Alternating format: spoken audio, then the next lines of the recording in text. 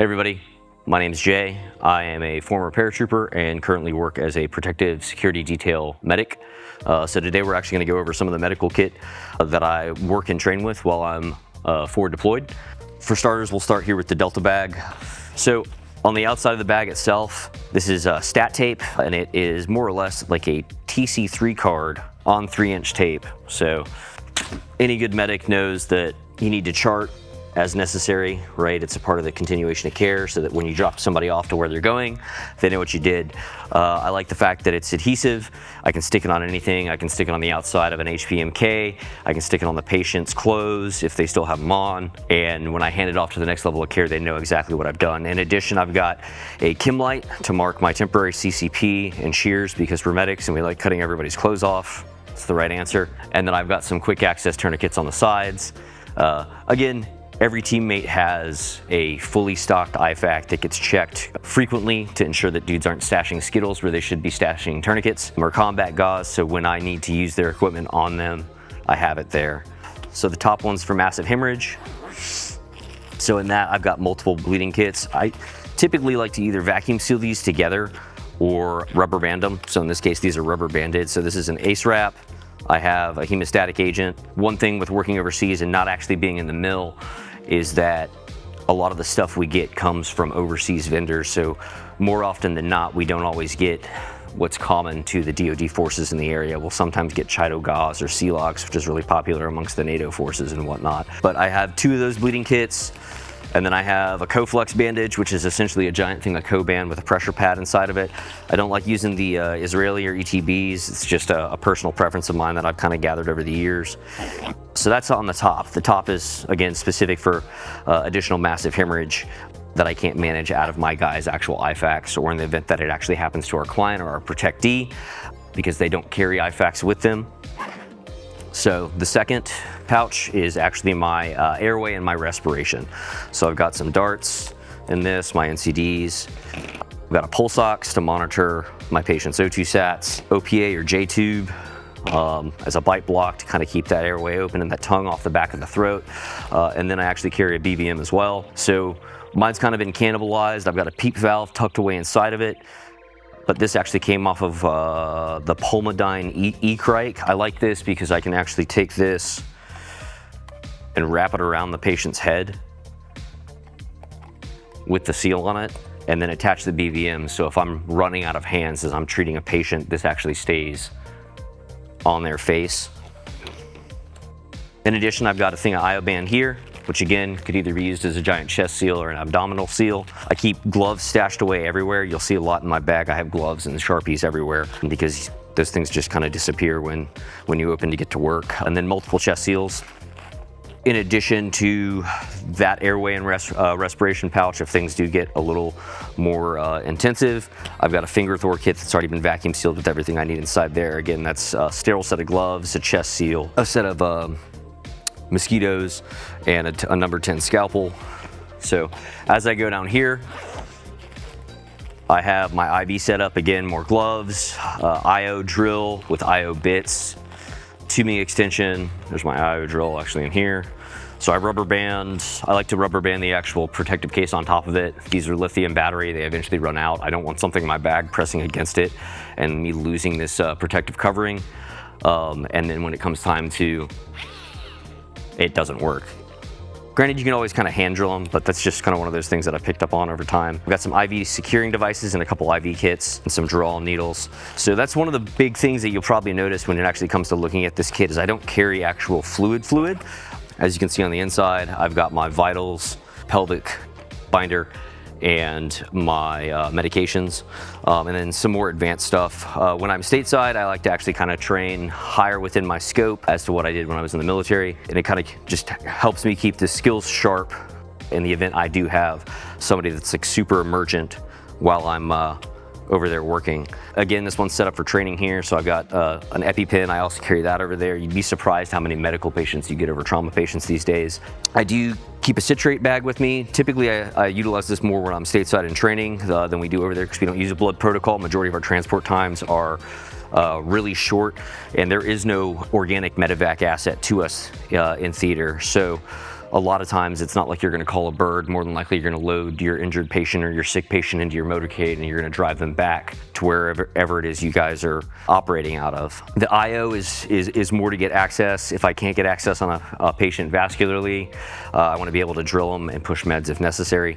On the backside of my Delta bag, the way I have it set up is I've got more admin stuff at the top. This is a splint, some tape, Dermabond for lacerations, a fox eye shield, and a cravat, as well as some IO band, which you can actually use as like a larger chest seal or anything with a large abdominal. And then farther down in the lower pouch,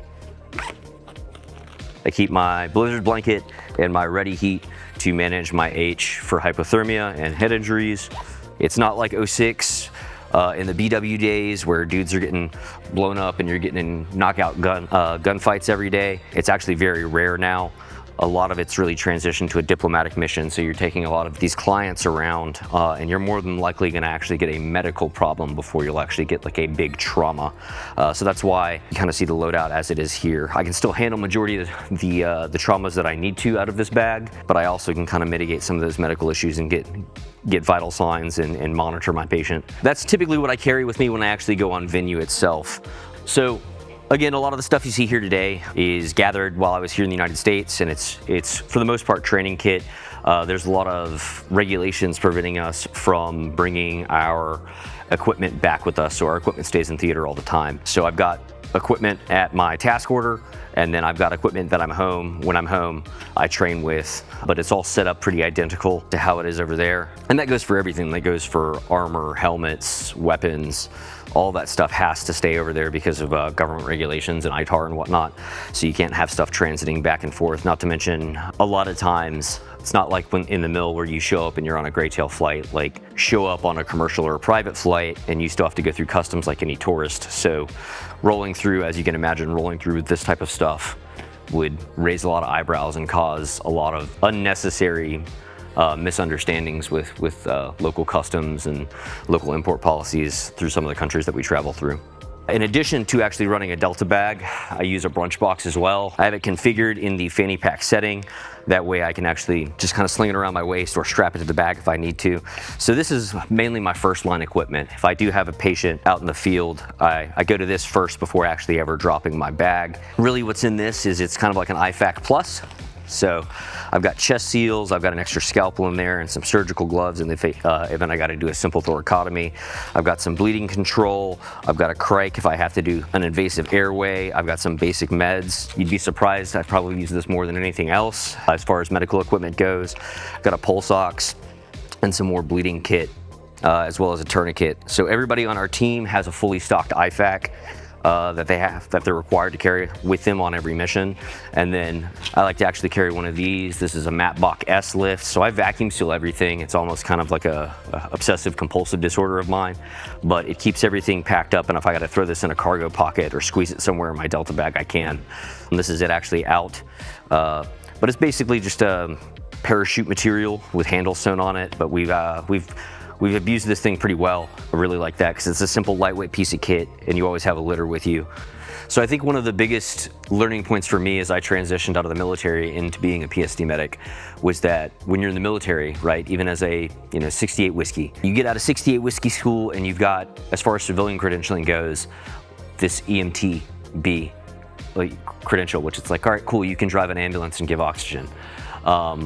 But when you're in the military and you have the coverage of DOD and the faith of your PA and your doc, like you get like this wide berth of being able to do all these crazy skills like crikes and IVs and draw blood off of somebody and give all these advanced medications, even for those guys that are like ATP certified or SOCA medics or flight medics, the Fox 2 guys out there. You have like the civilian credentialing that matches, kind of, but the ability for you to do everything within your scope of care to save your patient really goes down to your ability to show proficiency in that skill and the faith that your provider that practices over you, has in you. So it's like when I was in, I had all of this stuff and it's like you're a racehorse at tactical medicine.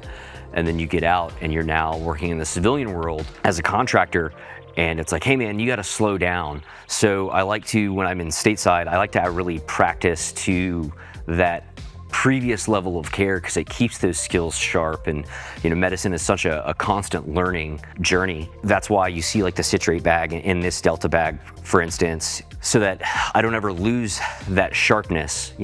My skill set might not be as big now because I'm practicing as a civilian paramedic, working on contract. It's a big learning point for me, was coming back and being like, hey man, like we really appreciate how high speed you are and how knowledgeable you are about this stuff, but you got to work within this scope. And that's a reality that a lot of guys that haven't worked in civilian medicine, again, totes out to the first responders and the guys that actually did have a significant civilian EMS background, because they did a lot to teach me as far as just understanding, like dialing it back a little bit and still being able to give the best level of medicine that you can out there to your patients. But yeah, that was one of the biggest challenges, is like you show up and you want to do all this stuff because you've spent 10 years with a doc being like, hey man, like I've seen you do it, I know you can do it, so you can do it, as opposed to being like, hey, like if that's not in your protocol, don't do it. So one of the big misconceptions, right, is that, especially when you come out of the military, a lot of guys are military experienced that work in this field, is that the mission's the same and that dealing with the people is the same, and it's not. It's a diplomatic mission. You're not meant to come out there and be aggressive and all these other things. You're meant to actually conduct the business of our country in a professional manner. So with that, one of the biggest things is making sure our clients are, while they're safe, they don't get embarrassed and they accomplish their actual goals, whatever they may be. So more often than not, we're out there and we're behind everybody. Guys want to show up and try to be super stealthy Jason Bournes, and it's not about that. Like I said, the gig's up. We've been operating in these AOs for 22 years now. They know exactly who we are. The proxy guys, the bad guys that are out there know exactly who we are. So there's no hiding it. So with that, that's why I do a blend of covert and overt kit. Unfortunately, like there's no good way to quietly carry medical gear, so why not carry something that's actually going to work when I need it to work and when I need to get access to these like life-saving vital materials. I don't want to have to sit here and like pull this giant Kydex placard out of a messenger bag. Like I want to be able to drop my bag if I need to drop my bag and get access to what I need to get access to. Like I said, there isn't a standing medevac out there where I can just call in a 9-line like I did when I was in Afghanistan. It's like, oh, the bird will be here in 30 minutes. Like, no, that's not a thing. It's like we have to go through traffic. You have to obey these laws. You can't blow these checkpoints with the local military. It's going to end badly. Like everything that we do now doesn't have like this avant-garde, we're the United States, we can do whatever we want. We're guests here.